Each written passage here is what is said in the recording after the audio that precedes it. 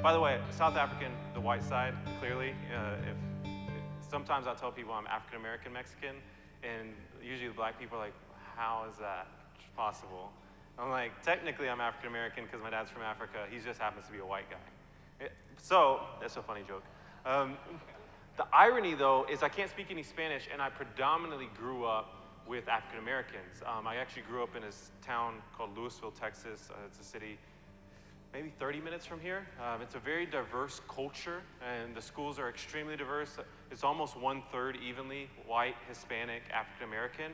But on the basketball team, as you can see, I was the minority, ironically, because I was one of the few non-black players. And so why does this matter is this is all prior to church. I grew up in church a little bit, but never felt like I belonged ever. I'll get more into that later, but basically something happened. You guys probably have kids. Anyone have millennials? Like someone that is a grandchild, son, daughter, 18 to 34-year-old? Raise your hand. You guys have any of those? Raise them high if you have one. How's it going for you guys? Okay, well, why you laugh? They don't come to church. They don't come to church. Your children? Yes. And is there anybody else would say that? It's a very common thing I've found, even among pastors' kids or staff. So it's a difficult tension. My hope is that I can give you guys some encouragement in this generation, some hope in this generation, but also some practical insight. I do think there's a lot of division between generations that the enemy's trying to create, but I just want to show you all first, though, how y'all messed me up, because I don't think there's enough young adults that are getting messed up in the way that I did. Basically, long story short, I had a girlfriend of almost 3 years, and she was the captain of the hip-hop team. I joke that I was the basketball guy, she was the captain of the hip-hop team. It was like a ghetto high school musical. And then the thing is, though, everyone thought we were going to be high school sweethearts, but she broke up with me, and she told me, hey, I've been cheating on you for a while now. And it's just, as if anyone has a 16-year-old or has been in that, it's like, that's everything. So I was just crushed at 16, thought I was going to marry this girl. A week later, I got kicked off the basketball team, and it was just a hard week. I walked into a church about a month later. It was probably 20 minutes away, and a great thing happened. I heard the gospel and felt like I belonged for the first time, and God just rocked me.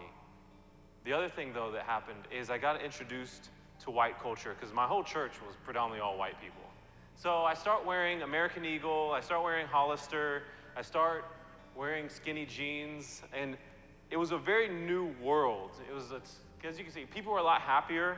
There's a significant difference in our face posture and these people. There's joy of the Lord. I'm not saying that we had fun. It's just this picture. It was a different mentality you had to go into school with. When I went with these guys, it was fun, but there was some real division that I saw very early. I tried to bring my friends to church, and I was like, they stood out like a sore thumb. Like, as much as these guys wanted to accept my friends, they just didn't look like they belonged. I don't know if you know what it's like. I recently heard an older white man say he was in a predominantly urban neighborhood, black neighborhood, and he went to the gas station, and there's about 8 different black people in the gas station, and he's like, man, I'm the only white guy in this gas station. And he said, that must be what it feels like to be the only black guy in an all-white church. I've been the only non-black guy in an all-black church, and it's just not that easy when you stand out. Like, I am the only one that's dressing like this in this whole building. I've walked around many times. No one else. I actually asked, like, does anyone else dress this way? And by the way, I'm not the guy that's going to say, in order to reach millennials, you got to get skinnier pants. Hallelujah. You don't have to start shaving your head really, really short on the sides and grow it out long on the top. You don't have to get tattoos. You don't have to try to become cooler. But one thing you do need to do is you need to make disciples. The second thing that happened to me that was huge was 2 weeks after getting saved, that guy right there to the left, he called me. He found out, he was one of the first guys that embraced me when I walked into the church, and found out through a card that I accepted Christ that day, and said, man, I saw you accepted Christ. I know this is probably new for you. I would love to take you under my wing, is what he said, and disciple you. And so that was the second most influential event that has ever happened in my life.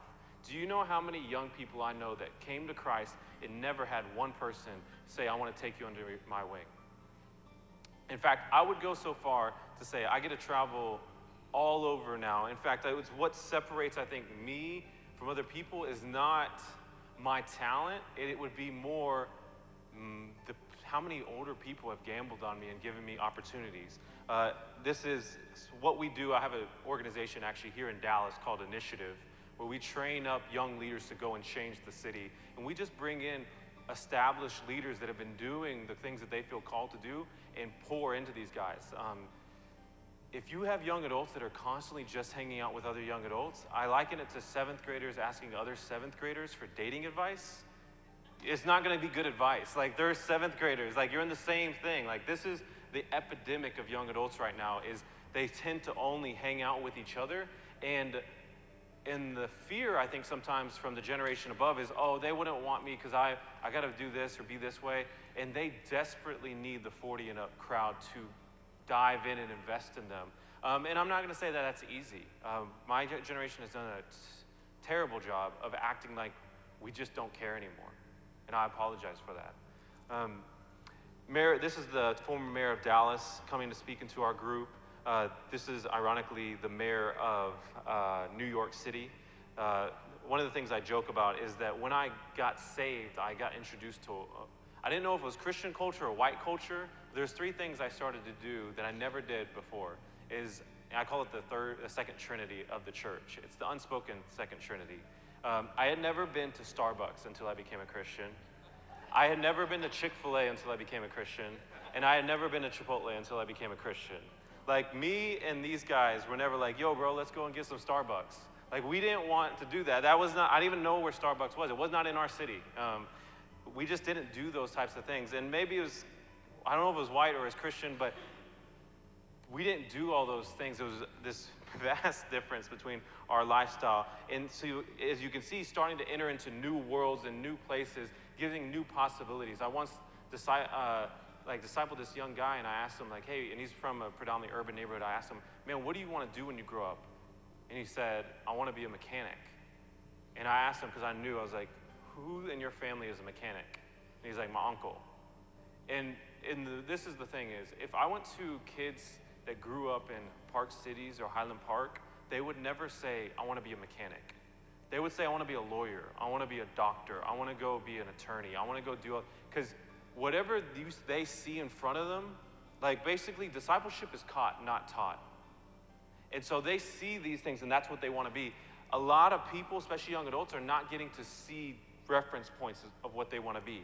That's what Kevin did for me when he discipled me, is I got to see him with his family and have a dinner with him and see when his kids act up, how does he discipline them in love? And that might seem like a really small thing, but I had never really had, maybe in my family, 5, 6 times, mostly Thanksgiving, have we ever said, we're going to get together and do dinner and my mom's going to cook. This is in this generation, especially the Z generation coming after millennials, is very, very quick. The family meals is not something that happens all the time. I was actually in Israel yesterday, which is pretty crazy, and doing a Shabbat dinner with a Jewish family, and it's like an hour-and-a-half dinner where they sing songs, they bless the food, they bless the children. There's a culture to it, and when I see how mature the Israeli kids are, I see because their family is like constantly pouring into them. Do y'all kind of see the difference that I'm talking about? This generation is not seeing what it looks like to be a man. Anyway, getting to do all these different things. This is about 2 weeks ago in New York. Dimas Aliberios, Tim Keller, my girlfriend, and also on staff. We got to speak and MC a conference over there. Her name's Chelsea. Here's why I tell you these things is I want to help y'all create a culture that is evangelistic towards millennials, but I don't think it can just be led by non-millennials. I think we have to go away from how to reach millennials to how to send millennials who want to reach millennials. Because have you ever heard of the book When Helping Hurts? Anyone? There's this whole concept of when helping hurts, and it might sound like a stretch, but I would say that we are starting to treat millennials in the same way that we used to treat poor people, in that we can turn people into projects very, very quickly. You go in and you try to be the savior, but it's not created with the community. It's just for them. And it's the people that live in this neighborhood creating something for this neighborhood without them being a part of creating it. I see that with millennial ministry all the time. Older people creating things for younger people, but that they don't like it. And they're like, well, why don't you like it? It's because we never got to be a part of this. And this is not what we want and need. This is what you think we want and need. Does that make sense? Or just going in and trying to be the savior instead of, we need to start empowering. In the impoverished community, they'll say, you don't just need to give them something, you need to empower them to go and do it for themselves and then go do it for their community. In the same way, I see so many churches that are trying to reach millennials, but that's just half the battle. If you would try to say, how do we train up millennials to go be local missionaries in our communities, you'll reach millennials. I don't know if you've noticed, for all the negative things about millennials that are said, from them being narcissistic, non-committal, transient, slacktivist, one of the latest things I've seen is, which I agree, is that they have OCD, obsessive comparison disorder. It's true, and it's created this tension of, I want to do something that matters and change the world. The one good thing is that they are activists. They are very quick to jump onto a cause. The shame is, isn't the church the cause that's going to change the world for eternity? So wouldn't we be missing it if the most transformative, life-giving message in the world, the gospel, which was given through the vehicle of the church by Jesus Christ, was not then given to young adults to go and take into the rest of the world? Y'all hear me? All right. So real quick, before we go any further, I want to see kind of where y'all are coming from. I want to ask a couple questions, and I'm going to say there's really like 3 to 4 things I want to talk about to create an environment that is an evangelistic environment for millennials. One of my questions real quick, just to get a pulse on you guys, is, finish this sentence for me. I don't hate millennials, but it is pretty frustrating when they blank. This is for the millennials in your church or in your community. Won't join anything. They won't join anything, okay? Won't join anything. Stay on their phone all the time? Anyone? Click. Obsess over their own drama.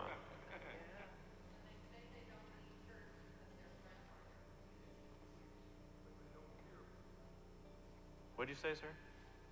I'm just messing with you.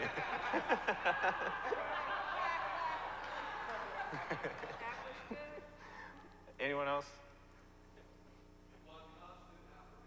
That's good. Constant affirmation.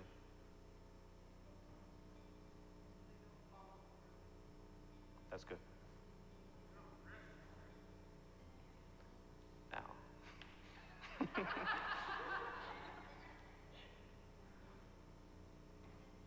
Okay.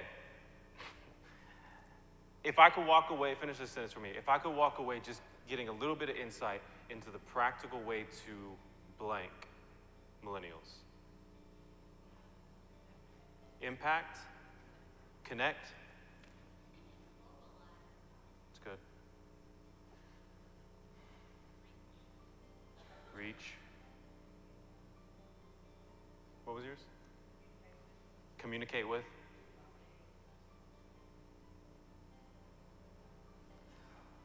Empower.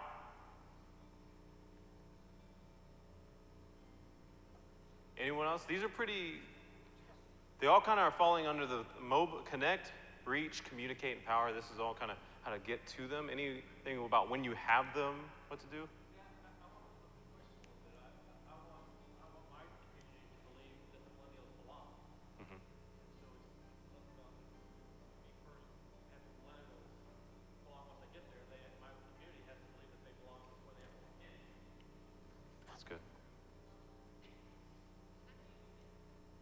Who is that? Yeah.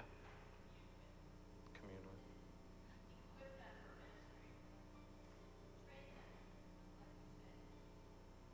Okay.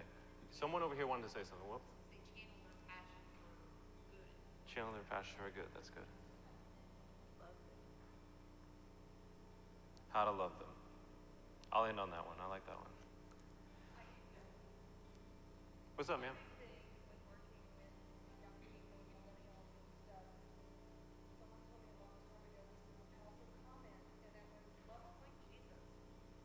good. We're going to talk about that. Okay. She said, if you love him like Jesus, then you're doing it right. Okay, guys, let's talk about, I want to talk about three things. Discipleship, the empowerment of millennials, and then also just where to start. I'm going to start with the where to start real quick, and I'll just move around. But one of you guys said channel energy. I want to say that one thing I think could really help is millennials are incredibly cynical, right? They just are. I think there's a way to channel that, and I think that if you have 3, 4, 5, even 5 millennials, that's a great start. That's half of what Jesus started with. That's good. By the way, real quick, the Episcopal Church of all the denominations that I work with is the most doom and gloom type of church when it comes to young adults that I've ever seen.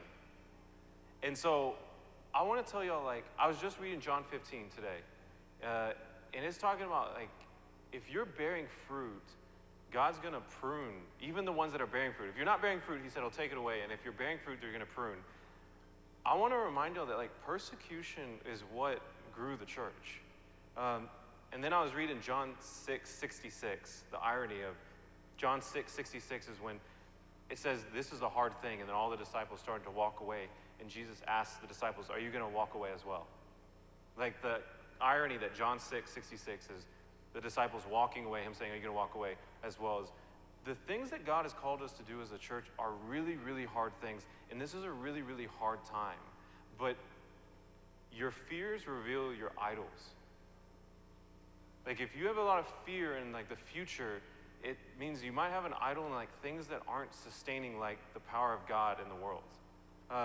And young adults are very excited about where things are going, not in the culture, but I just think if you guys, we can be more hopeful in Jesus is alive and well. I think y'all are around the world. God is doing a lot of things, and the church is the only movement in the world. One thing I really dislike about millennials is calling things movements.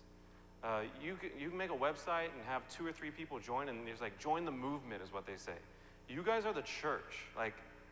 A movement, I think, is something that is consistent and clear over a long period of time.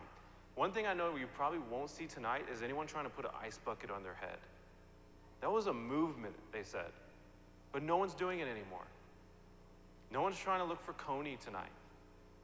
Some of y'all don't even remember that thing.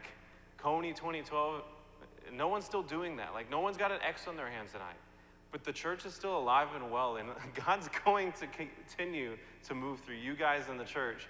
But it's a shame if we're doom and gloom, God's kind of abandoned us. And I know you don't believe that, but it's noticeable compared to other denominations I work with. And I just want to encourage y'all that y'all excite me more than most denominations, and that's the irony of things. I get the openness that I see in Carrie, and just hearing the bishop, I'm like, man, this guy's legit, which means really cool. So let's talk about in channeling their cynicism. I don't like baseball. I just don't like it. Here's how much I don't like baseball. One, it's just boring. I think it's really boring. And I play basketball. Basketball, you can't just sit around. Even football, sometimes you cannot move a little bit. At least the linemen, they probably stay within one little area. Soccer, you kind of got to move around. But baseball, you can some of the guys in the outfield can just kind of stand in the background. I've been to games, and I like to watch the guys in the background, and they start doing things so that they can stay. I like to joke that they're trying to stay awake because they have nothing to do. They may not touch the ball for 20 minutes and paid millions to do that. That's crazy. I want that job. How they got to, how can you be the best at man, he doesn't do much most of the game, but that one time that he does it really well. And you're going to pay him millions to do that. I just think it's a really boring game. Here's how much you know I don't like baseball. My uncle is the pitching coach for the Rangers, and I never take him up on the free tickets that he tries to give us. I don't care. I don't want to watch. It's boring. So here's my point. Here's why I'm really belaboring this. Is about 2 to 3 years ago, the Rangers Stadium brings in some young leaders, me being one of them, to talk about how do we get young people to start going to watch baseball. Because the average ticket buyer for them is 52 years old right now. And so I joke, it's America's pastime. Let's keep it there. But they want to bring it back, all right? Well, they let us, and they just give us a mic, they get a whiteboard, and they just let us tell them how it's not entertaining or how millennials aren't getting engaged, and give them some ideas of what to do. And they don't negate one of those ideas. And people are going off like, y'all, it's just all these people. And you know what it's like when you give pastors a mic. Like, they'll just go for a long time. So there's a lot of young Christian leaders, and we're just telling them, like, this and this and this and this. And they're every time like, wow, that's good. And they're just writing for about an hour to an hour and a half. They're just writing down our different ideas. They're hearing us. They're not negating one thing that we say. And so here's what I found, though. And after about 45 minutes of them listening, I started giving some ideas and actually caring about what it is like that they want to do and how to accomplish reaching young adults. And I found that if they would have asked me like, hey, would you come and execute some of these ideas, I actually would have been willing to help, because they actually cared about my ideas of how to make it more engaging for young adults. And so I had a teacher my senior year in speech class. Very first day of class, she put down the rule book, the code of conduct, and said, hey, young people, you guys are very cynical. What I want you all to do is find all the different inconsistencies in the code of conduct. And we found out that girls can't wear shorts shorter than this, but guys had no rules on how short their shorts could be. Like, they could have shorter shorts. They never wanted to, but they could have if they wanted to. Girls could have earrings down here and up here, but guys couldn't. They just found these different things. Like, girls couldn't show their belly button, but guys could. There's just different things that we found, and this is really stupid, I know. But I just think, what if, and I found this to be true, we do, is what if you were to get the 3-5 young adults that you may have? Even if it's 3, I think that's great. And you just say, here are the 3 roadblocks we are consistently running into as a church right now to reach your generation. Or if you really want to gamble, these are the 3 roadblocks we're running into just in general with our community. From how do we be a community that is evangelistic, just the whole church, to whatever. And I think the bigger the responsibility, the more they see, wow, you want us to come up with solutions for this? But you let them have time to be a little critical towards it, and then say, okay, now what are your solutions? 30 minutes of just tear it apart. What are we doing poorly, and don't negate it? And then 30 minutes and say, okay, now what would you do? And let me just say, they're going to say some ridiculous things, okay? They're going to say things that we don't have the budget for at all. Some of the things that would offend half of the church. Some of the things that just are ridiculous, just ridiculous, okay? Be ready to hear some of those dumb things. But there's going to be a couple things that are like, wow, I had never thought of it that way. And here's the kicker. And after they have invested so much cynicism into it, and so much, there's also a creativity in this generation, so much creativity and ideas that could work for some of the roadblocks that you've consistently run into. Then you ask them, okay, if we gave you some of this budget, and give them a certain amount of budget, and gave you on one idea, the idea that you guys all would agree on, that this actually is a great idea and could work. We're going to supervise you through it, and we're going to invest in you, but you guys have to own it and execute all of it. Would you guys be willing to do it? And I've found that most times, 1, young adults in the church have almost never gotten responsibilities like that. And 2, they've never been saying and we'll give you some budget and leeway to fail and try this out.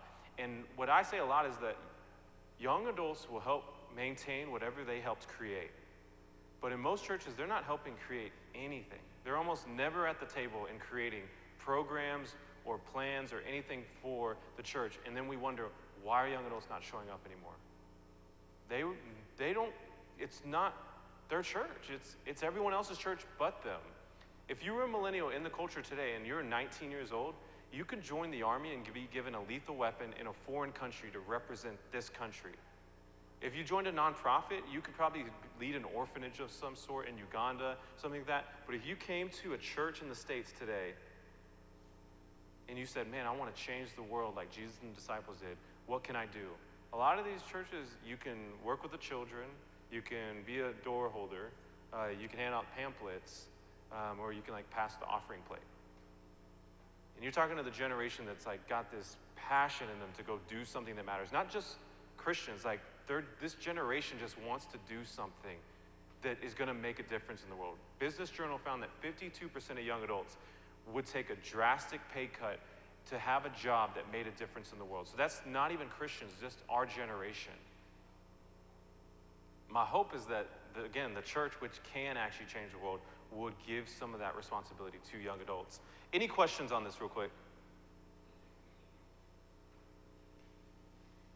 What's up? You mentioned that you see us being really doom and gloom, Yeah.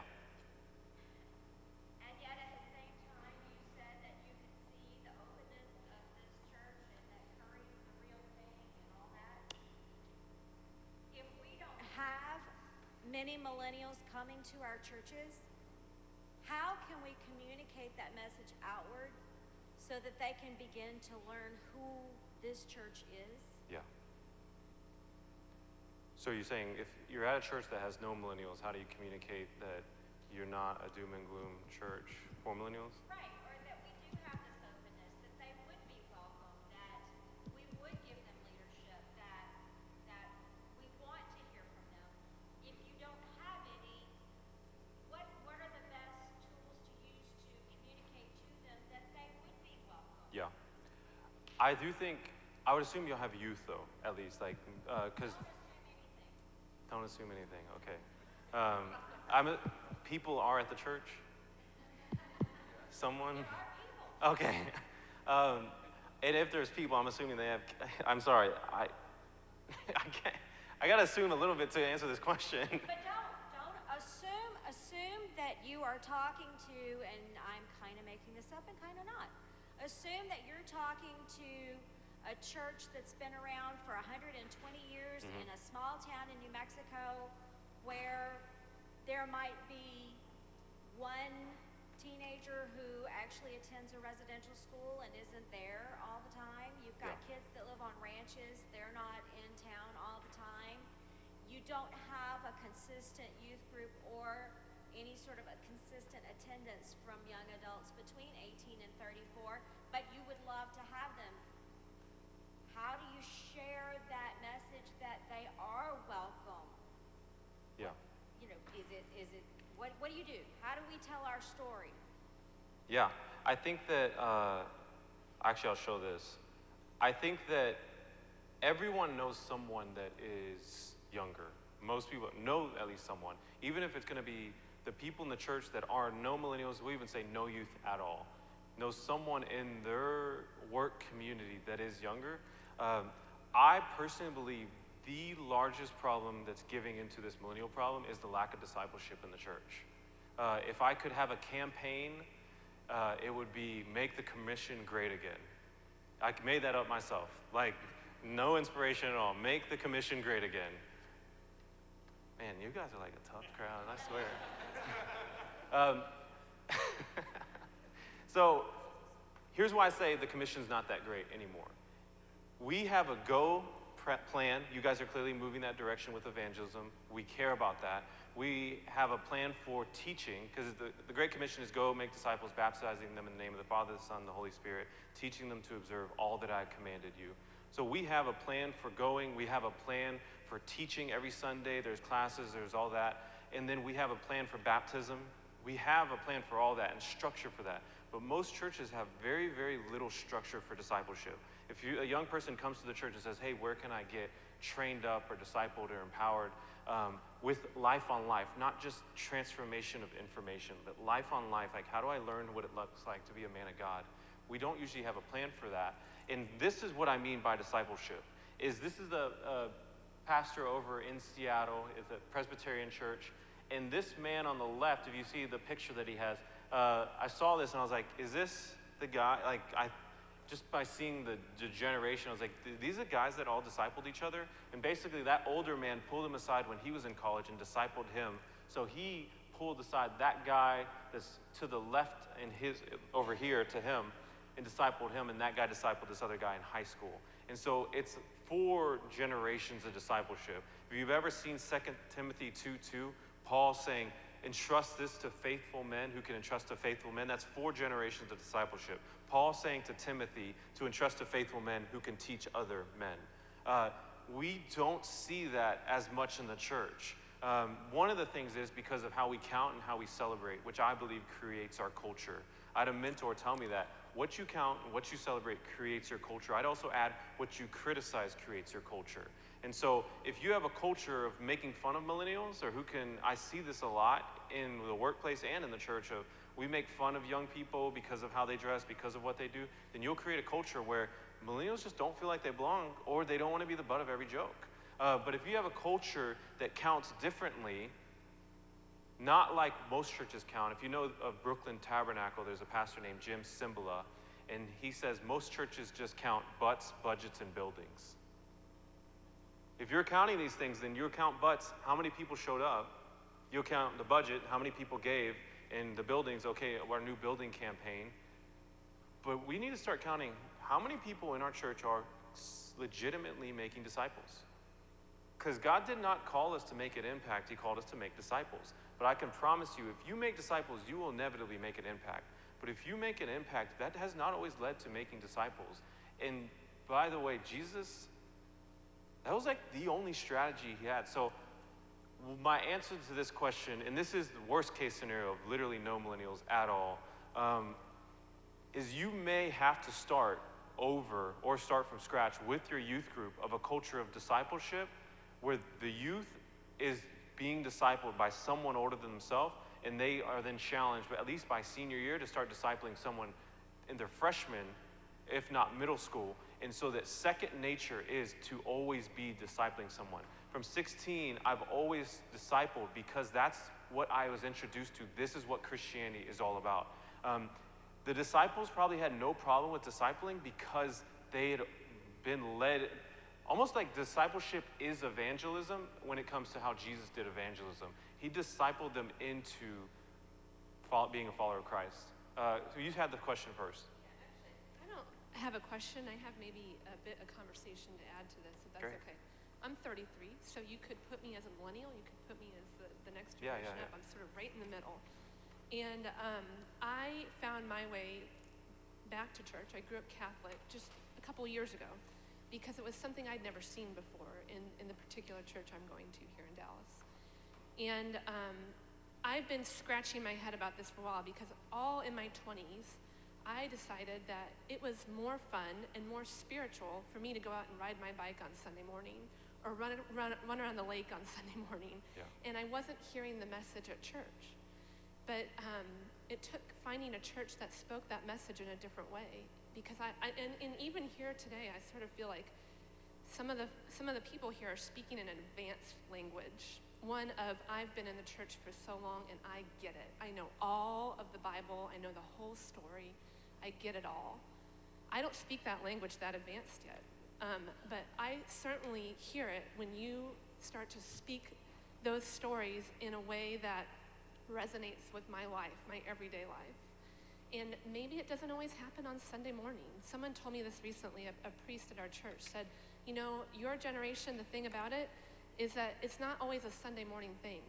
You know, you guys might have other priorities on Sunday morning, but that doesn't mean that you don't want to be included in the church. And I think that is totally true. I actually am making a commitment to be there on Sunday morning. I can't be there every Sunday morning, but I would love it, and our church is trying to grow it, to do smaller groups on weekdays, and maybe some of you guys have churches that do that, or to have community in ways that are not just happening on Sunday morning in the formal event and the advanced language in all of this sort of, just pomp and circumstance sometimes is what it feels like. If you're somebody who hasn't been to the church in a while, and I think the millennial generation, right now it's not there totally, you're gonna have to start with the unadvanced language. And to me, that starts with community. Yeah. It starts there, and then you start talking about the story, and you start bringing in the things that are relevant. And then maybe I might start reading the Bible and going back and learning all the stories that I didn't learn when I was sitting in CCD as a kid, you know? So I think it takes a little bit of thinking outside of the box. going to the bar and having stories about Jesus, going different places, breaking the norm. I think that's where our church is heading. I sort of feel like that has a little promise, but that'd be my suggestion to add to the conversation. I do think the idea, and she was the next one, the idea of come as you are is still limited and low level, and you might have to go where they are, because the front door of the church is no longer like how people figure out what a church is. They'll look at your website before they're not just going to try it out. So you have to literally go to them, which is just basically what Jesus did. So go ahead, ma'am. Could you tell us the nuts and bolts of what you mean by discipleship, someone discipling you, and what they taught you, and what they taught you first, and then... Yeah. So here's what I don't mean discipleship is. Discipleship is not, to me, primarily a one-on-one meeting. So I have this crazy idea that I would just use Jesus as the model for ministry. And so I look at him as the Savior, as Lord, and then role model. I think some of us have forgotten, like, he did a lot of, like, it wasn't just a thing that worked for him. It's like the model for ministry. And so I'll be really honest, there's a culture out there that, like, loves celebrity church pastors and conferences and all that. And I get the benefit of speaking at some of those things. And I just got to this point where I was like, man, I'm doing a lot of awesome things. And culturally, people celebrate. No one told me that being a conference speaker is the best, but it seems like you're the biggest deal by how many people follow you on Twitter and how many conferences you speak at. It's not in the Bible. It's just, that's what our church seems to kind of care about a lot. And that's who we like want to take pictures with, and that's who we care about. And then something happened is I asked myself the really hard question, if Jesus was alive today, would he be doing what I'm doing right now? And I just don't know if he would have been doing it all the time. And one thing that I really saw in his life that he spent a lot of time doing that I just wasn't doing was discipling people. And it wasn't meeting one-on-one. Because if Jesus said, hey, Peter and Andrew, come, let's go follow me. And they're like, okay, yeah, I'm going to follow you because you said follow me. And then he's like, whoa. No, I mean, like, meet with me. Get your calendar out. Let's once a week meet with each other at Denny's or IHOP or Starbucks. Then I'm going to prepare you to walk on water. If you really think about it, almost none of the experiences that we know with Jesus and the disciples would ever be there if it was always meeting in a room to do discipleship. So one of the misconceptions I think about discipleship is that it's this one-on-one meeting. Then I'm more starting with what it's not, so I can clarify, then it knocks out all of that. Now that is mentorship, I think, but it's not discipleship, because he didn't say meet with me, he said follow me. Now I know in the 21st century it's going to be very difficult to have someone to do like a 3-year camping trip with millennials. I'm not advocating for that. But I do think there's a way to have young adults follow you. And you might be shocked by some of the places they like to follow you and learn from you that you don't think is a great big deal, but they have never seen before. And so, I guess one nuance is you don't need to add them to your calendar. I would include them in your calendar. One of the greatest excuses I ever hear to why the 40 and up crowd is not discipling, which you guys may be entirely different. Chances are, because every denomination I usually talk to is normally not making disciples. They love Jesus with all their heart. They really do. But they do not have someone that's younger than them that is consistently following them into their family life, their private life, their church life, their work life. And Jesus did that, and no one else is doing that right now. And most of us would all say that we are a disciple of Jesus Christ, although we are not discipling anybody. And that just doesn't make sense to me, because an artist cannot be an artist and never paint. And a car maker can never be like we can't say we do these things but never do it, but we're the only group of people that say we're disciples of Jesus Christ, or just don't disciple. So what I say is, it's following me, it's not meeting with me.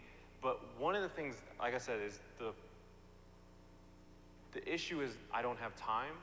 What I found is if you can go to someone and say, I'm not trying to add one more hour or 2 hours a week to your calendar, I'm just looking for some time that I can join you. And so when I say the family life or the work life or the church life, having access to your calendar and saying, where would you like to be discipled? Like, what are 2 to 3 areas that you like to be trained into a man of God or a woman of God? And so it could be as simple as, I want to learn how to pray like you pray. Or I want to learn how to be a good father like you are to your kids, or I want to learn how to speak and communicate like you do. I get a lot of guys that ask me for that. Or I want to learn how to lead like you do in your church. So these different areas of learning, I say if you could ask for like 2 to 3 of those areas, then you know where to kind of invite them into arenas where they get to see you doing those things. But I found that a lot of people just want to like do dinner and see you with your family, or it's not the extremely spiritual things that they're trying to learn. It's just the basics of family. So.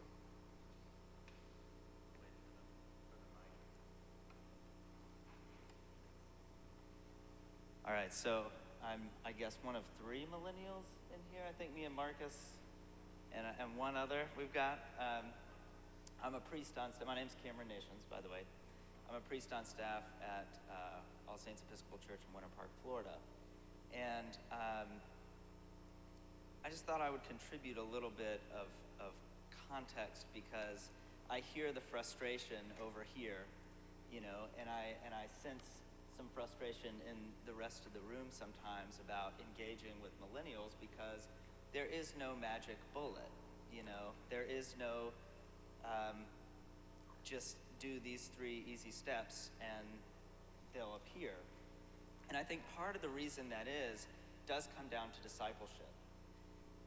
Because our problems reaching millennials for Episcopalians didn't start with millennials, they started 2 generations ago. And if you look at the demographics, if you look at, I mean, even just the Pew Forum study, right, that tracked all of this, lack of engagement, again, didn't start now. It wasn't like it just appeared out of thin air. And for us as Episcopalians, that means that this is a multifaceted, multi-generational, very difficult to disentangle issue, right? And I have this phrase that I've been trying to hammer into my people, which is that tradition is not the opposite, or traditional is not the opposite of contemporary. Traditional is the opposite of trite or novel. Tradition is literally something that's handed down, that's passed on, and it's an active, not a passive thing. And so your stuff about discipleship, I think, is spot on, because that passing along not only has to be passed down, it also has to be taken and then passed down again. Marcus and I were talking last night. This is data from the Church Pension Group, actually. If you go on the Church Pension Group's website, you can pull up their annual reports and you'll see this. 6% of all ordained, well, you have to be ordained to be clergy, so all clergy in the Episcopal Church are in between the ages of 25 and 35. I'm 27, only 6%. And then if you go up from 35 to 45, it's only 14%. So that means that 80% of all clergy in the Episcopal Church are over the age of 45. And what that says to me is that it starts also with how we raise up and encourage leaders, how we develop this healthy distribution of leadership across the church, and including, because I think that's where it starts too, you know. So anyway, I just offer that for a little bit of context. I don't know if that's helpful, but it's a really complicated issue, I think, for us as a denomination. I think that's why it leads to the doom and gloom that you pick up on a little bit. So thank you, man. Guys, I want to say something real quick.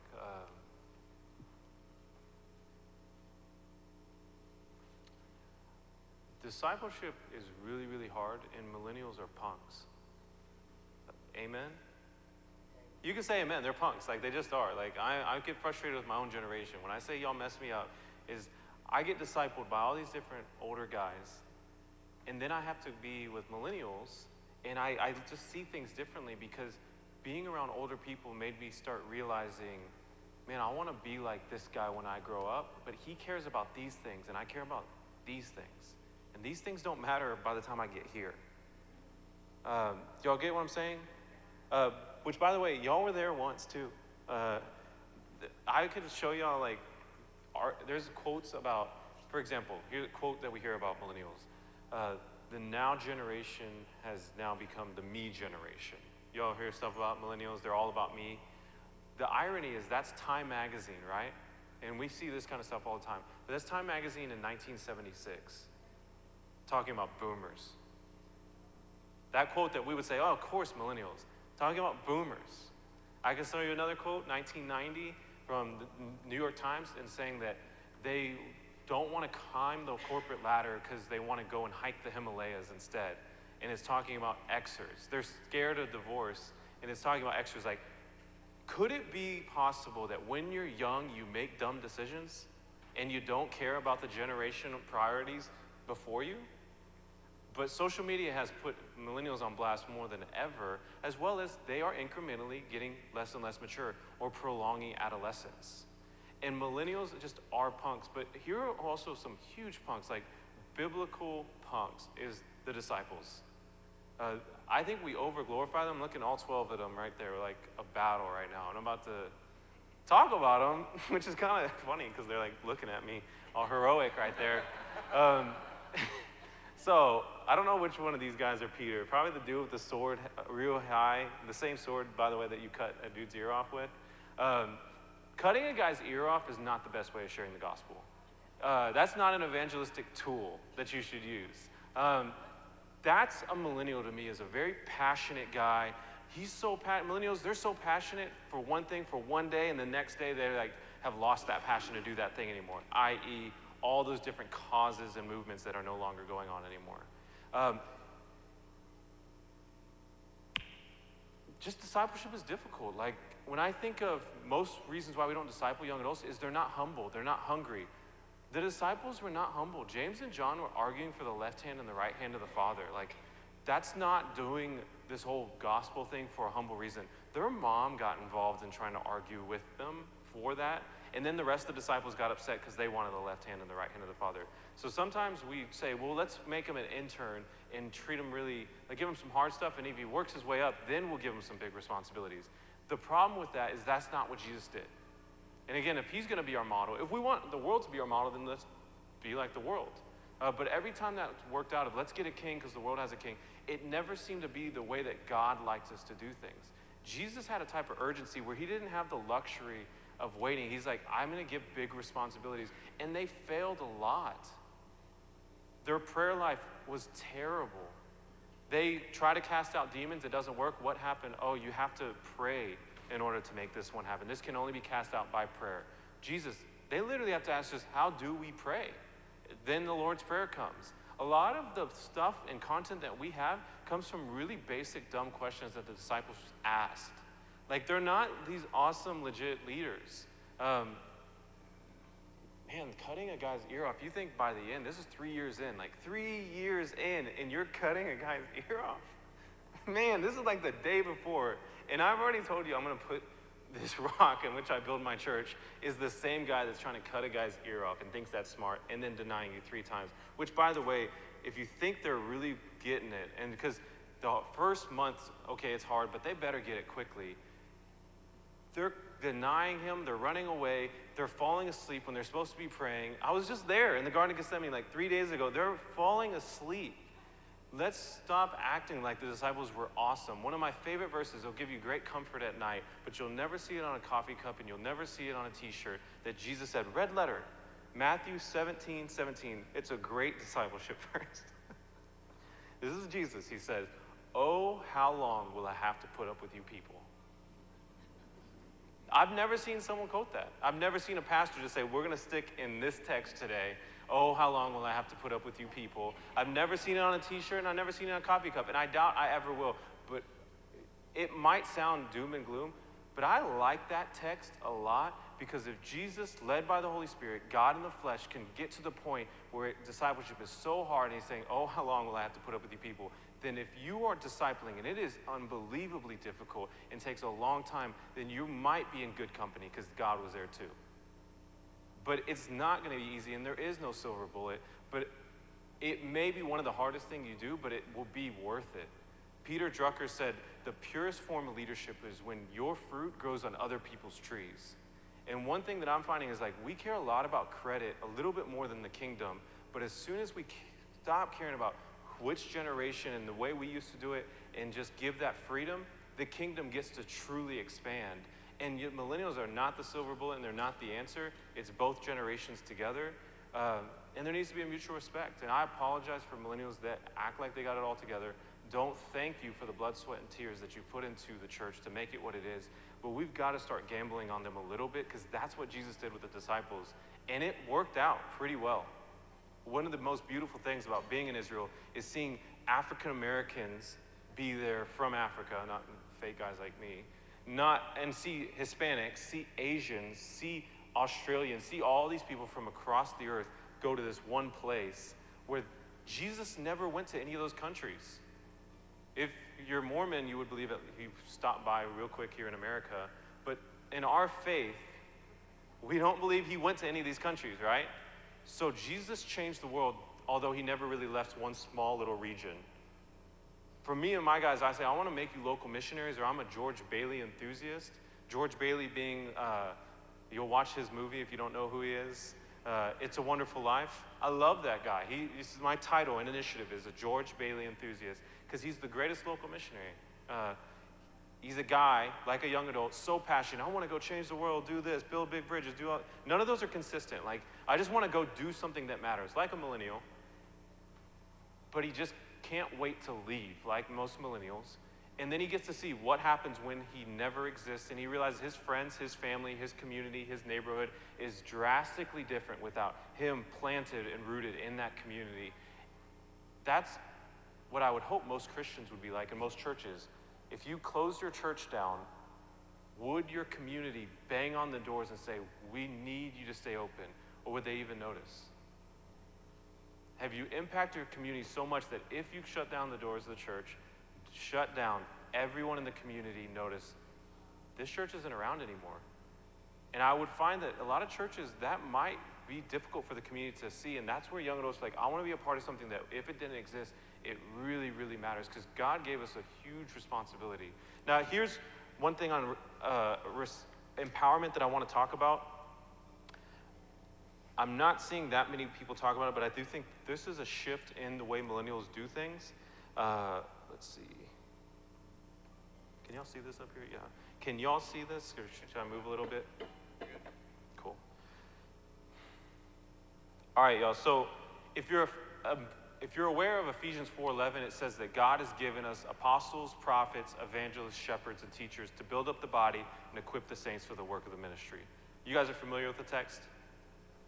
So build up the body and equip the saints for the work of the ministry. You guys kept saying, how do we mobilize them? How do we equip them? How do we train them? How do we channel them? This is the text on how to build up the body and equip the saints for the work of the ministry. Here is what here's what I found with most churches. So again, it's the APEST, apostles, prophets, evangelists, shepherds, and teachers, right? Cool, y'all can see it. Here's what I found. Most pastors, this may be different in y'all's church, but I doubt it. Most pastors I've seen are great teachers or they're great shepherds. We usually go to our churches because we get taught the word. Or sometimes we'll go to some churches and because we get shepherded well there. But when we train up pastoral ministers, they tend to be of the gifting of shepherd and teachers. I found that most people lean towards two of these callings stronger than others, and then the other three are they're weaker at, and that's where they have to lean on other people in the body. I think people would call it the fivefold ministry, that Jesus had the gifting of the apostolic ministry, the prophetic ministry, the evangelistic ministry, shepherd ministry, and teaching ministry. And us as his body have to lean on each other. Why does this matter? Is that most of our churches are led by shepherds and teachers. I would even say that most of our seminaries are training up shepherds and teachers. And shepherds and teachers tend to think internally on the body. How do we shepherd and train up or teach the body? And they think more like events and more like things like this. Apostles, prophets, and evangelists think a lot more like this. How do we go out and do something in the world? Apostles, this gifting, I've seen a lot more in business leaders. They're problem solvers. They're the people that kind of see something, an opportunity, and they build on it. Paul would be a biblical example of it. He's for the church, but he's not just for one church. he's a big picture kind of guy. He's constantly moving. He's a builder more than he's a maintainer. Does this make sense what I'm talking about? Okay, so if the church of Galatia was to say to Paul, hey, why are you helping Ephesus or why are you helping Corinth? He would be like, I'm for the church, not just a church. One of the greatest things I think the enemy tries to do is divide us. I personally believe it's the number one tool the enemy tries to use is divide us by race, generation, denomination, all these things. Quick thing, if you think about it, unless Jesus is a liar, then the gates of hell cannot prevail against the church. So if I was the enemy and I knew I can't defeat the church, then I'd always try to divide the church because the church can prevail against us. And if you haven't turned on the news in the last 24 minutes, then you probably have not noticed that there's a little bit of division of our race and our country and our city. Like, there's a lot of division in our country, and I think the enemy is crushing it, which means he's doing a really good job at dividing us. So here's a division, though, that I think is really hurting us. It's a little subtle or we don't think about, is this division of shepherds and teachers against apostles, prophets, and evangelists. Paul being an apostle, prophet, pretty basic. This is the guy that everyone always wants to kill. They get killed historically in the Bible a lot because they know the direction the church needs to go. Some people would say they're heart revealers. They reveal, like Nathan comes up to David and says, like, you are the man, like this is you, like this is your heart. Samuel comes to Saul, like every situation, people don't like their heart being revealed. Another verse no one has ever quoted often, blessed are the peacemakers, blessed are the poor in spirit. Did y'all know Jesus said, blessed are those who are not offended by me? Not on a coffee cup near you, not at Lifeway and not at Mardell's. Like, blessed are those who are not offended by me. He is a prophet too. He'll speak into the heart of people. So many times he discerns the heart of the people around him, and they don't like him because of the things that he is saying. And then the evangelist, this is what the whole purpose of this conference is. This is the person that can't wait to be around lost people. This is the person that constantly comes and talks about how they're sharing the gospel with others. Pray for this person. I just shared the gospel with them. Pray for this, my neighbor. I'm heard that they're going through this. These are the person that if they had to stay in the four walls of the church, they would go insane if they never got to go outside. Do y'all know people like this? They're the guys that are like, when are we going to go to Uganda? When are we going to go and do this? And you're like, oh gosh, like, come on. These are the different people in our church. Why does this matter? I think that over the last 100 years, the Xer generation, but especially the boomer generation, is 100% okay predominantly with having shepherds and teachers lead the church. I just want to show up and be taught. I'm going to show up here on Sunday, train me, teach me, maybe on Wednesday also, maybe on Thursday, whatever. I don't know the days y'all do y'all's things all the time. I want to show up and train me or feed me. This generation's like, so this is it? You want me to just show up every Sunday? And then if we didn't do this anymore, the community wouldn't even notice? There's a lot of things young adults have been told. You got to do this. It's a big deal. You got to go to college if you want to get a job. A lot of young adults went to college and they didn't get a job. They got a lot of debt. Any of y'all paying for that right now? Yes. A lot of young adults were told you got to get a job. You're gonna make money. A lot of young adults got to see their parents, especially their dad, come home and look miserable. But he made money and he put food on the table. They have not bought into that as much. And another one would be, you got to go to church. Why? And I would say that they want to see that the church is doing some apostolic, prophetic, evangelistic ministry in the world. And if it's not, then I don't know if they want to be a part of it as much. By the way, guys, Jesus did 41 miracles. Just to give you a little guess, only 2 of them happened up here in the church, in the temple. 2 of his 41 miracles happened in the temple. The rest of them happened out there in the culture and in the world. You do not become a friend of sinners by staying in a building and doing most of your stuff in a building and doing most of your stuff around Christians. You don't become a friend of sinners that way. Another thing that I got convicted when I started just speaking at conferences, man, I can speak at conferences all day, but would people claim that I'm a friend of sinners? Look at your calendar over the next 2 weeks. How many people that are not Christians are you doing life with? How many people are you having dinner with? inviting over, talking to, like intentionally trying to be around. Because we can very quickly just be around Christians. Barna has found that it takes only 2 years for 80% of Christians to give up all significant relationships with lost people. 2 years, and then we've just entered into only Christian community. And so young adults want to go into the world. This is a drastic shift to where I would say our generation is over here. And so if you've seen the Lifeway study, or most of the number that's been looming the most is 7 out of 10 young adults are walking away from the church once they turn 19, which, by the way, 80% of them never planned on doing it when they were in high school. Something changed. 7 out of 10 young adults are walking away from the church. I would say no one's talking about the 7 out of 10 young adults that are joining collaborative workspaces, entrepreneurships, building entrepreneurship, doing just side projects, kind of jobs that they can freelance work, businesses, causes, nonprofits, all these different types of work that businesses, nonprofits, and all these do. Because I found most of the apostle, prophet, evangelistic leaders are our business leaders and our nonprofit leaders and some of our political leaders. But we have very little training or empowering or highlighting of those gifting and those callings in our churches. And so you can very quickly feel like, maybe I don't belong here. I would also say artists and entertainers. If you've ever heard of the 7 mountains, any of you guys heard of that? No? Okay. I can't write it down on here. Francis Schaeffer kind of identified these 7 areas of culture that if you could impact these 7 areas of the culture, then you could impact the whole culture in the whole city. And it's business, education, politics, church, or he'd say religion, arts and entertainment, media, and family. So 7 areas. So for our organization, we said we're going to start focusing on training up leaders in business, education, politics, arts and entertainment, media, family, and church. And what we found is there are a ton of young adults that want to be trained in those areas, and they cannot find that kind of training at their seminary, at Bible colleges, or in the church.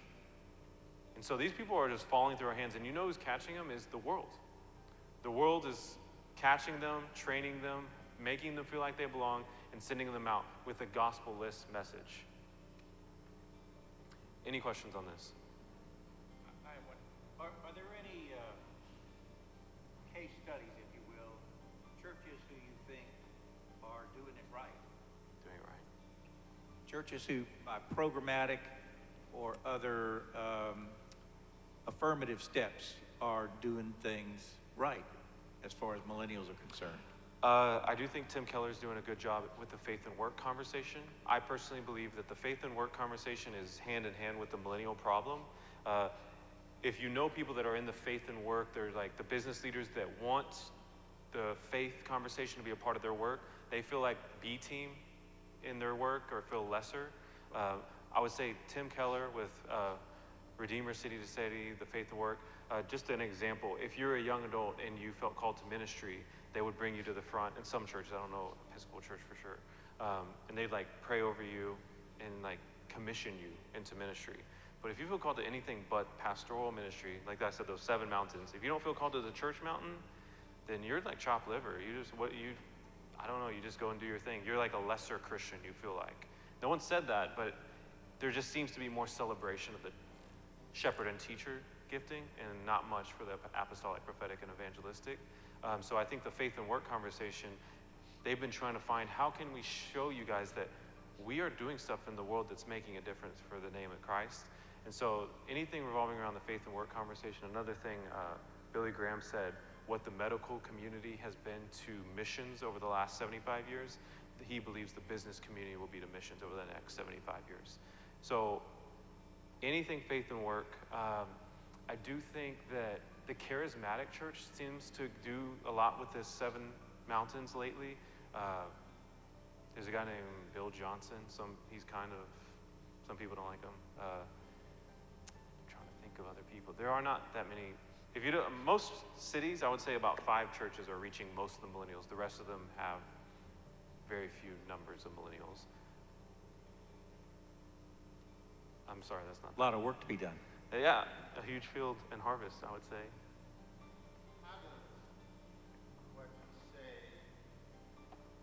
How does what you've been saying track with mega churches? Can you give me a little bit more clarity and like track? Well, they clearly have an appeal, and they are appealing to millennials. So what is it that megachurches are doing that the Episcopal Church is not doing, or the Presbyterian Church is not doing? Okay, it's good. I can show you one thing that I do think they do a little bit better, but I also would tell y'all, megachurches are struggling. One thing I'm seeing megachurches, a lot of young adults are leaving megachurches. I'll just do this. A lot of people I'm seeing are the most mature young Christians that I see are mostly leaving megachurches to go to smaller churches where they can find two things. Find a community, a place where they belong and can connect, and people would notice if they don't show up. You guys have that going for you. It sounds like most of your churches aren't like we're in Dallas. This is a city of 4,800 churches, 29,000 nonprofits, and the most mega churches in one city. Which by the way, the allure to become like that, you would think if gaining more of an audience in a larger church changed the world, shouldn't Dallas be the most transformed community in all the globe maybe? But human trafficking is terrible here. And second most population of human trafficking, number one location for refugees, third largest disparity gap between the rich and poor. There's a lot, education, 91% of young people at DISD, at least, or Dallas Independent School District, not graduating college ready in science and math. So for all our bigger churches, it's not making the greatest impact. I would say, because we're trying to make an impact and we're not trying to make disciples, or we're trying to build an audience instead of making an army. You can make an army in a tighter community better than a larger community. So why I say that is, y'all have, I think, the benefit of doing that in a smaller community. The second thing they're looking for, though, when they go to smaller churches, is they're looking for a place where they can have bigger responsibilities. When you go to a big church, it's got all this great talent that you are usually just going to be just the basic door holder or parking team person, or it's cool for a little bit, but it's not, doesn't sustain that itch of like, I want to go and like do something. But what is working the most is just they have young people. And again, only about 3 to 5 churches I've found in most major cities have young people. If you go to New York, it sounds like C3 Brooklyn is usually where I see a lot.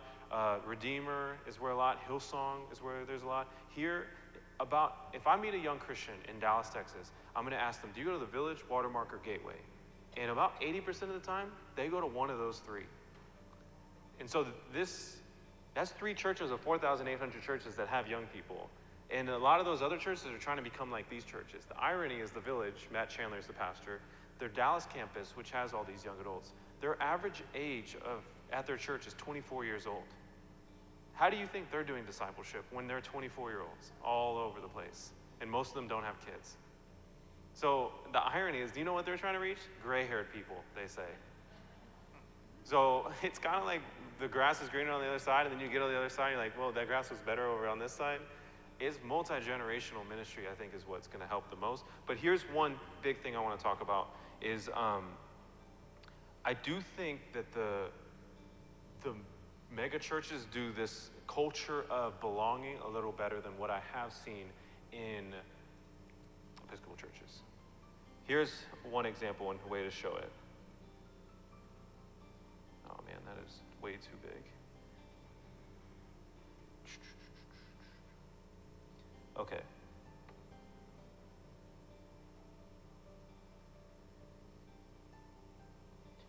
All right, can y'all see that? Cool. Belong. Wow, that's bad. Belong, believe,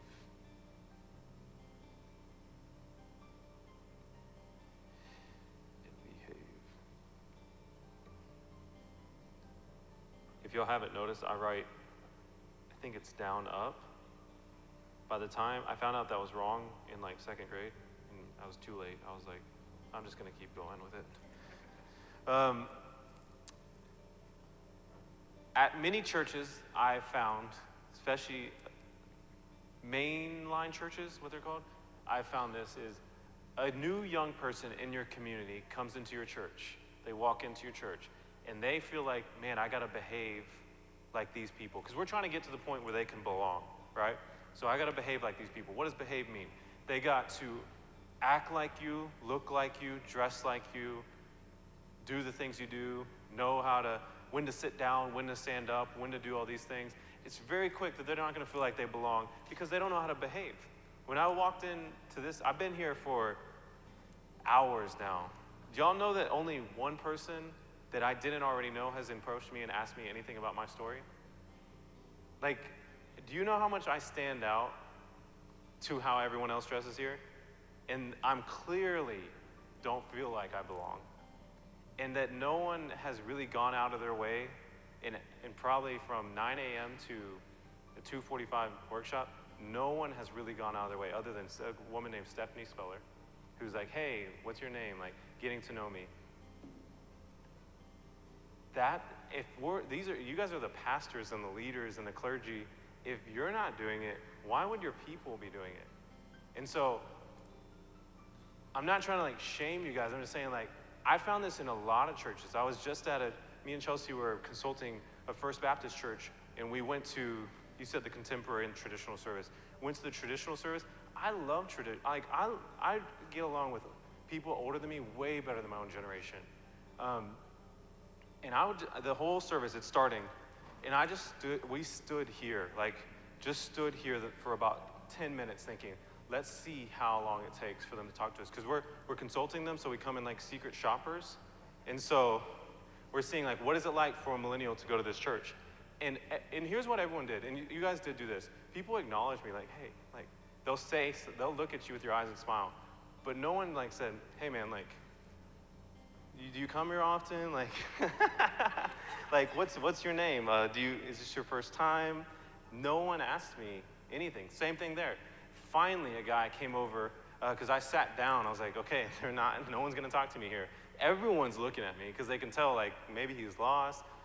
And then I sit down, and there's a guy that keeps kind of looking, and he finally walks over, and he's like, hey, where are you guys from? And just basic questions. I'm not saying you got to be the most strategic Jesus guru. I'm just saying, like, what's your name? Like, where are you from? Like, if you don't know, these are like, this is how easy it is. It's like that, just basics. Like, what do you like to do? He came over, and I just asked him, hey, man, we've been standing here for like 10, 15 minutes. What made you want to come from over there where you were with 4 or 5 of your friends, which everyone was having an awesome time? I found that this was before I was a Christian, and really why I didn't want to be a Christian, is I found the loneliest place to be is not all alone late at night on a Friday night in your room and feel like, man, I don't have any friends. The loneliest place to be is in a church where everyone seems to be having the best time of their life, but they're not talking to you at all. That's lonely, is they don't even see you.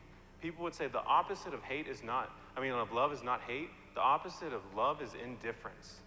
It's the I don't even care. I would say that's the problem with the black and white issue right now is I see a lot of white people saying, we don't hate you. We're not racist. The issue is, the question shouldn't be like, are you a racist anymore? As much as it should be, do you love people of other colors or people that don't look like you?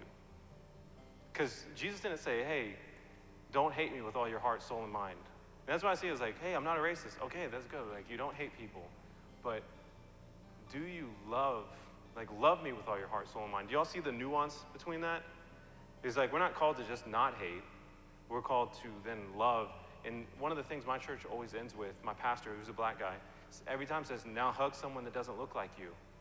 And every day, we know what's coming, and we go and look, and what I love about that, well, it doesn't look like you. That could be a different race, a different gender, a different style, but we get a culture of go and engage and embrace someone that doesn't look like you.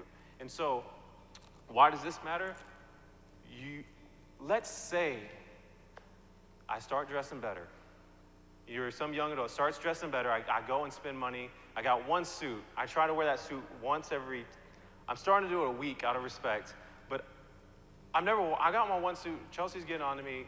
I didn't know dry cleaners is how you wash a suit. I never knew how to wash a suit. Like, that's how you do it, I guess. So I finally got a suit, because I'm not trying to be disrespectful, but I got other things I go to, and if I dress different than who I am, then I'm not gonna connect with I'm not trying to be disrespectful. If If it is, I apologize. I really am not. But let's say I did dress the way I felt like I got to dress. Like you guys saw how I went from how I dressed to wearing American Eagle and Hollister. I did that. But then I started feeling like, okay, now I'm behaving. I know when to raise my hand. Hillsong's playing. I know when to stand up and when to sit down. I know what's cool and what's not cool. I know I got to start getting this kind of coffee. Christians love coffee. All this stuff. Now, though, I got to believe like they believe. Wait, you don't know Tim Keller? No, dude, I just became a Christian. Who's Tim Keller? You don't know Augustine? You don't know Charles Spurgeon? You don't know someone who created Henry Nouwen? Oh my God, Henry Nouwen? You don't know him? No, okay, great. I just got all these new clothes. I just started saying all the words you guys say. Like, one of my friends on the way here, we're coming back from lunch, and he said, okay, put in the address and something. And somehow he said, okay, Church of the Transgression. And I was like, dude, no, it's Church of the Transfiguration. And it's like, you get the words, okay, I was, 2 or 3 months ago, there was Canon J. John and me speaking at Church of the Incarnation. I love y'all's names. Like, that's so legit. Church of the Incarnation, Church of the Transgression, Transfiguration. You get all the words. Now I'm starting to believe I got this, I got it down. And now you finally can belong. Man, it took some work. So you got to do all this for a new person to feel like they belong. Let me ask you a big question. Who's doing the missionary work here? It sounds like the non-Christian who's got to go through all this from Jerusalem, Judea, and the ends of the earth is doing the missionary work to become like us far more than we're going out here and saying, we'll go to you and you don't have to change at all. God loves you. He's not going to keep you there, but God loves you. This is calling other people to do missionary work and evangelism work to be like us. Do y'all get what I'm saying? And so the nuance and the huge difference is Jesus seemed to have started here in the belong piece. The dude comes from a mat in the ceiling, and he says, hey, he's just trying to get healed physically. And he says, pick up your sins have been forgiven, pick up your mat and walk. And the religious people who are all about behavior are like, you can't just forgive him of his sins. You can't make him belong. He hasn't even done all this yet. They don't like that kind of stuff. The Jesus and disciples, how many religious leaders did Jesus pick to be his 12 disciples? None. He picked people and he just said, you belong already. They've done nothing good. They've messed up the whole time, I feel like. The difference between the Acts disciples and the Matthew, Mark, Luke, and John disciples is so different. He lets them belong. And what I've found is in discipling, if discipleship is being caught and not taught, then he's being in the presence and belonging around Jesus, then they start believing like Jesus believes and behaving like Jesus behaves. And what I would say is they actually move from behaving to becoming like Jesus is.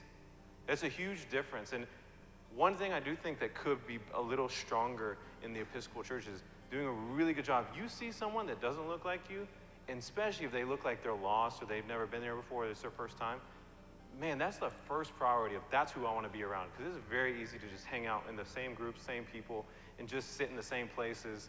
And instead of saying, man, this is for the people that are in this community, and I'm going to prioritize them above myself and count them more significant than myself. You've had your hand up for a while, and you just killed it in your statements earlier, so go ahead and preach the rest of the message. No. I was just getting a sense of, I know Episcopalians, what the great thing about Episcopalians we like to do. And gentlemen to the front I think one of the first things we could do is find a church within a 20-mile radius that is very popular with millennials and go there one Sunday. Just to experience what they experience and then look at how is that different from what we do every Sunday. Having visited other churches, one of the biggest things that I observed and felt myself was the church as a spiritual hospital for healing. I can tell you in the last month, a young man who had just turned 21, had been abused by his mother his whole life. Another young lady, 19, she'd passed out from being choked from her boyfriend 3 or 4 weeks ago. Where is the church? How do we bring the church to them so that they can come to church and just feel that sense of healing. I think that's very important to think about the spiritual message, the feeling of the worship, most importantly, the music. And to your point, churches that don't have many or any young adults, somebody in that church has a child or a grandchild, ask to really speak to them, and perhaps the church have a day or a night of, ask them what to do, and then have the church commit to a day or a workshop or a session in which they are leading it. Okay, but that's a great way. Just go to somebody in the church and have them find that young adult and then empower them. And they're the involvement factors you were saying before. So that's my 3 suggestions. Sir? Let's go over here.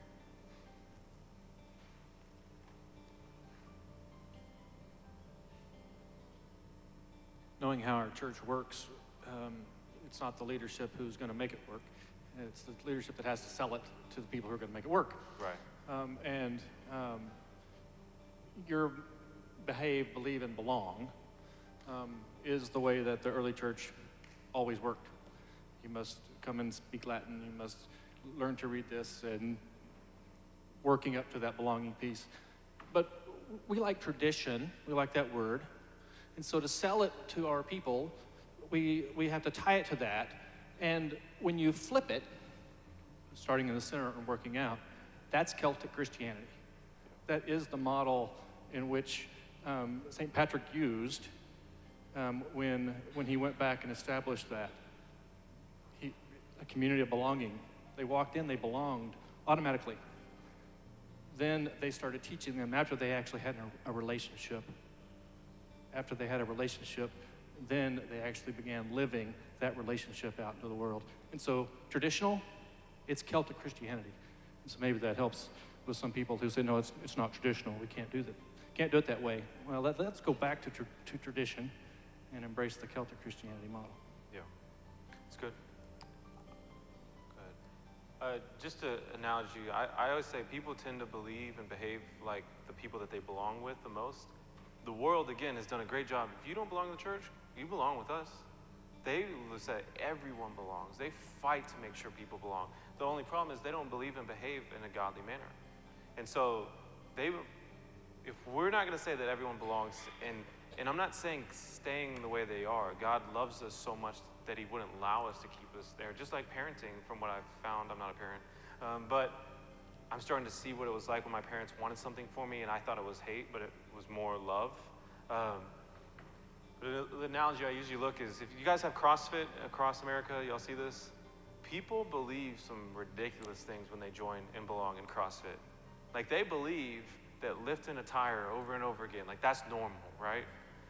They'll, like, the freaking tire, I don't even know where would you buy one of these tires? Like, it's Home Depot, maybe, like, it's huge, this huge tire, and they're flipping it. I joined CrossFit for like a whole 2 seconds and then left.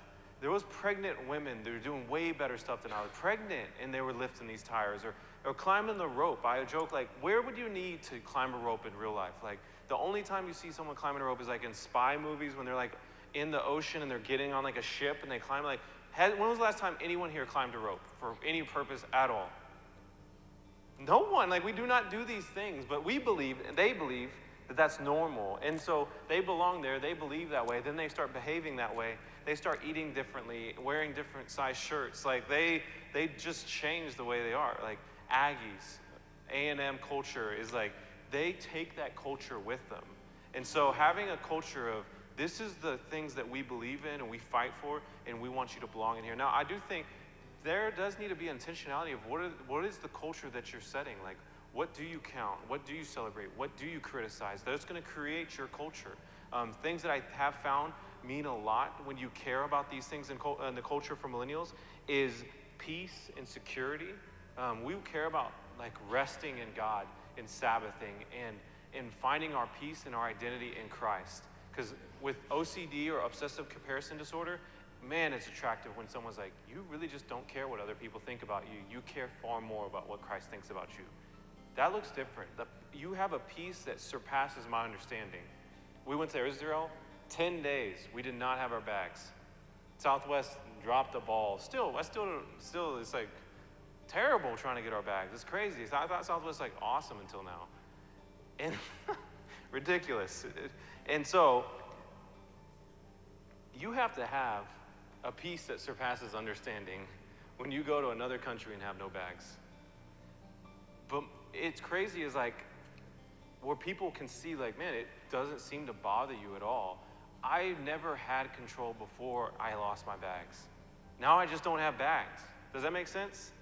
It becomes unique. I would say another thing, prayer and dependence, that show, man, young adults do not know how to pray and they do not know the value and the power of prayer. I'm so thankful for older men and women that showed me how important prayer is.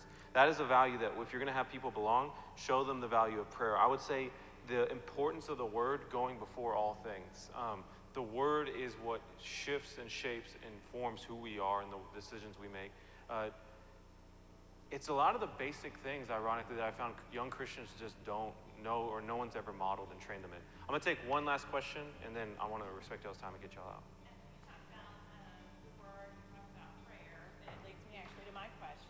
Worship. Do you think that contemporary worship is, do you think that contemporary worship is necessary? And just as a side note, what year were you born in? 1990. 1990. Our hymnal was born in 1982. Okay. Could you feel connected to a 1982 hymnal? I think that, I don't know. I don't know yet. I think there'd be other, I think this guy, I think it was Chris, was it Chris? Cameron, but Christopher actually has the first name. I'm a prophet. The P. I will say this, and I want to maybe have you finish, because I haven't grown up in it enough to have it. I do think music's just one of those things people all have a preference for. But I will say that just explaining the why behind things is one thing I'd tell y'all's church to do a lot. The churches that I see that are doing well, that are Episcopal churches with young people, they are fanatic about explaining the why behind this is why we do this and this is why we do that. And I found the Catholic churches too that I've seen that are reaching young people are fanatic about explaining the why. And I think y'all's why is awesome. Like the mega churches and the modern churches, their why is just like, we thought it was cool, or we thought this is what we saw like at this conference or this or that. Y'all's why is like, because 2,000 years ago, Jesus said this. That's rich. There's not a lot of rich in young people's lives at all right now. So just be fanatic about explaining the why before you just do things. And the last thing you need to say is because we've always done it that way or because I said so. That's just not attractive. I don't think anyone really likes that leadership. I do think the boomers did that on Xers a lot. So Xers did it on millennials. It's just millennials aren't responding like Xers did. The Xers are the ones that like, they just, yeah, y'all MC Hammer, that's awesome. So what would you say on that too? Well, so the music thing, I grew up in a mega church in Nashville, which is the like musicaliest mega church Musicaliest. Environment you can be. I was on a worship team for like 8 years, played guitar, did the whole contemporary thing, a lot of Hillsong, lots of songs in C# minor. Everybody loves that for some reason. And I walked away from that because it was done with a lot of passion, but not a lot of integrity. And I love hymns, but you know what I hate is hymns sung without conviction. It's good, I agree. Hymns that just, I don't care when the hymnal was written or when the hymn was sung or written. If you don't believe it and you don't own it, it's going to be terrible, whether it's a hymn that was written in 1700 or a song that was written in 2007, right? So I think that's the main thing. And to do something that is, and part of that integrity comes from authenticity. The Episcopal Church, I think, I've been to some that do contemporary worship services really, really well because they do it from a place of integrity and authenticity. I've also been to Episcopal churches that did it so bad it was embarrassingly painful to watch because it wasn't in their DNA and they thought it would be attractional, but they should have just stuck with the pipe organ and the same, right? Like, so I think that's the real key is are you doing it with authenticity? Are you doing it with integrity? And not just because it's always been done, but really with conviction. So I hope that was helpful. Guys, I'm going to pray for y'all, and we're going to head out.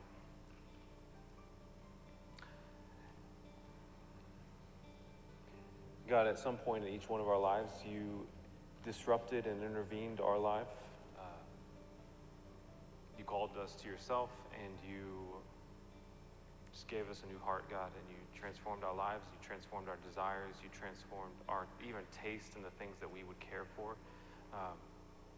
I thank you for each person that's in this room and their walk with you. I'm sure just each day is a new day, and there's many joys and there's many tensions and struggles. God, I pray for the relationships each person here has with the younger generation.